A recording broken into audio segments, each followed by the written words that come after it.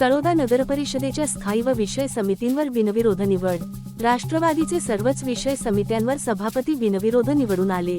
निवडीनंतर फटाके फोडून जल्लोष करण्यात आला।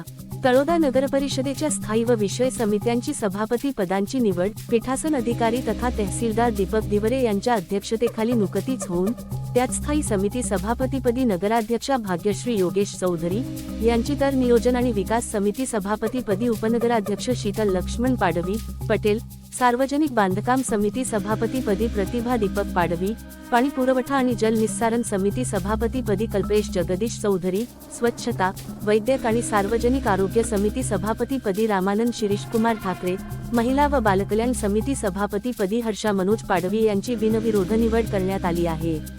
स्थायी व 5 ही विषय समितीवर राष्ट्रवादीचे सभापतीपदी विराजमान झाले आहे। नगरपालिका सभागृहात सकाळी 11 वाजता पीठासन अधिकारी तहसीलदार दीपक दिवरे, सहाय्यक पीठासन अधिकारी तथा मुख्याधिकारी विक्रम जगदाळे यांच्याकडे स्थायी व विशेष समिती सभापतींचे नामनिर्देशन पत्र दाखल करण्यात आले। त्यानंतर प्रत्येकी एकच नामनिर्देशन पत्र आल्याने बिनविरोध निवड घोषित करण्यात आली। यावेळी विशेष सभेला सर्व नगरसेवक उपस्थित होते। निवडीनंतर समर्थकांनी फटाके फोडून जल्लोष व्यक्त केला। सप्तनगरी न्यूज ब्युरो, तळोदा।